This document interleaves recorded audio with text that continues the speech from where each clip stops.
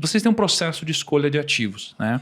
Se fosse para explicar como escolher uma boa ação para comprar, qual seria o passo a passo?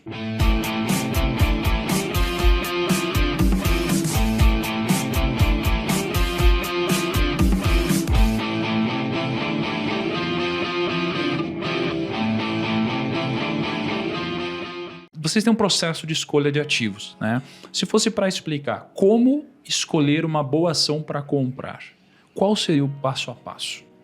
Bem, quando o cidadão não tem cultura de investimento, ele terá que recorrer a um profissional, evidentemente, que vai poder elucidar e transmitir as eventuais oportunidades, a oportunidade de eventuais resultados, não é isso?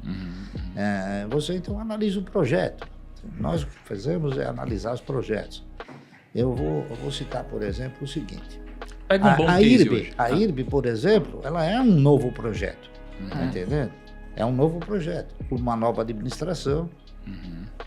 E agora, com o comitê de auditoria, eu conversei com um dos participantes do comitê de auditoria, que é uma pessoa muito amiga, né, muito competente, e ele disse o seguinte: o Barsi, hoje a IRB não vai mais assinar contratos que assinou no passado, tá entendendo? Então os contratos que viriam agora seriam contratos que ostentem a perspectiva de bons resultados.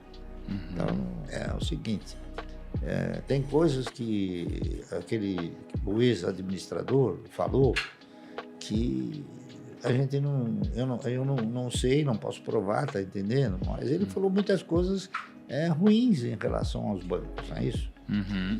Então, agora a gente vai ter uma segurança maior. Por quê? Porque além de ter essa pessoa amiga, você vai ter alguém que vai chegar e falar: não, esse contrato não é bom. Tá entendendo? Então, o que aconteceu também? A IRB tinha um contrato que veio de um dos bancos, tá entendendo? Na qual ela assegurava ao cidadão uma indenização por Covid no Chile. Então, quer dizer, durante o período de pandemia, isso se acentuou. Então, os sinistros eles foram evoluindo de uma forma bastante intensa. Então, eu acredito que isso não vai acontecer mais. Pode até haver uma outra pandemia, mas talvez eles não façam um novo contrato como fizeram no final, entendeu? Então, o princípio de seleção é esse princípio de você avaliar o futuro também, de você olhar não só o presente, como você também olhar para o futuro, tá entendendo? Vou só citar mais um projeto que a gente analisou e avaliou recentemente. Interpreta que vai ser uma coisa muito favorável, não é isso?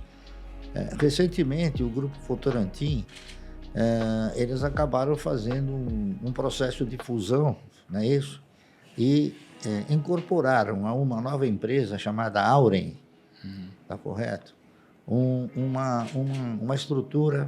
estrutura hídrica, né? Uma usina hidrelétrica chamada Porto Primavera, que foi uma das usinas criadas pela CESP, não é isso? E programaram uma outra diretriz, diria melhor, não é? De não ficar somente na geração com a base hídrica, e sim partir para outras bases energéticas. E, além do mais, também exercitar uma figura no mercado onde você não gera, não transmite e não distribui, que é o quê? A comercialização de energia elétrica. Então, essa empresa tem um projeto já consolidado, não é isso? E eu acredito que, pelos participantes, pelos controladores, tá entendendo?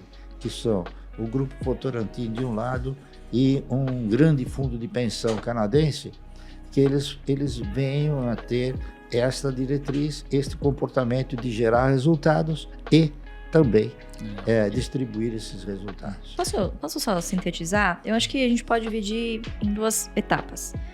Tudo que o senhor falou aqui, né, faz parte de escolher boas empresas, que é diferente de escolher boas ações, num primeiro momento. Então, nas boas empresas, você foca primeiro em desbravar as qualidades, né, as variáveis qualitativas. Então, quem são os gestores, como funciona o projeto, para quem ela vende, né? Então, um teste para você saber se você está a par do que você tem na sua carteira é: escreva em um parágrafo o que as empresas da sua carteira vendem. Você sabe explicar como funciona uma operação, para quem, quais são os insumos, né? Quais são os serviços, enfim. Se você não souber, pode ser que você tenha começado aí com o pé, né? Com o pé errado. Pé esquerdo. Exatamente. Então, escolher primeiro uma boa empresa. E é aqui que está a boa parte do trabalho, que é o que as pessoas geralmente não fazem. A segunda fase é você tentar interpretar através do preço se esta boa empresa é um bom investimento. De novo, como eu disse, depende do preço. De nada adianta você ter uma boa empresa na sua carteira se você pagou caro por ela. E é aqui que vem, acho que um dos grandes problemas dos investidores, que são investidores de longo prazo, não por convicção, mas por acaso. Com papéis que comprou lá, pô, tava na moda, o fulano, ciclano falou, a corretora tal recomendou. Não é nem isso. Ele comprou por algum motivo que nem ele sabe qual é. Provavelmente porque ele achou que, porque subiu muito, continuaria nessa trajetória. E aí, quando o papel acaba realizando, ele não continua esse projeto. Porque ele não tem convicção, ele não sabe por que ele comprou. Então, o preço, ele importa muito e muitas vezes o longo prazo, sozinho, não corrige isso. Então, preço importa, né? E aí, como que a gente vai atrás de descobrir o preço dessas boas empresas? A gente foca em fluxo de caixa.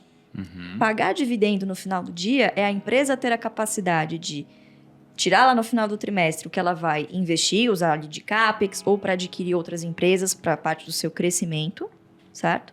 E a outra parte, ela remunera o capital do acionista, que está ali correndo risco, né? E vai estar lá de prontidão, provavelmente, se essa empresa precisar se capitalizar em algum momento. Então, investir em dividendos não exclui você investir em empresas que vão crescer. Tanto que o nosso filtro é de mínimo 6% apenas em dividendo. Você está fazendo apenas uma margem de segurança. O que vier de valorização é um bônus, é uma consequência de você ter colocado para dentro bons ativos a bons preços. Legal. E aí sim, que paguem bons dividendos, e aí a lição de casa, a disciplina e paciência de reinvestir esses dividendos.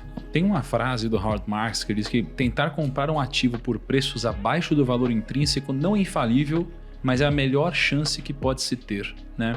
E eu lembro que quando a gente gravou um podcast, quando você veio lá no nosso escritório, você falou sobre uma inversão de uma lógica muito comum que as pessoas falam hoje. Que elas falam do PL. Preço sobre lucro, né? Quanto menor, melhor. Aí você falou, não, mas e se a gente inverter e fizer o LP? Né? E aí você tem uma regra de bolso para você encontrar um preço máximo que você pode pagar para ter um dividendo mínimo que você busca, né? Exato. Como que funciona essa lógica? A gente não está preocupado em pegar o menor preço possível, porque é impossível de você fazer isso com consistência. A gente está preocupado em não pagar caro. O que é pagar caro? Pagar por empresas que não geram fluxo de caixa suficiente para nos remunerar pelo menos X% ao ano, né? A gente tem que lembrar que quando a gente está falando de dividendos, renda variável em geral, é difícil você comparar banana com maçã, né? Então, comparar os 6% que a gente usa de teto com a Selic, por exemplo. Então, lá atrás, quando ele começou esse projeto, ele estabeleceu esses 6%, sabendo, claro, que a taxa de juros oscilaria para cima ou para baixo, muito provavelmente para cima, mas para estabelecer um parâmetro de comparação.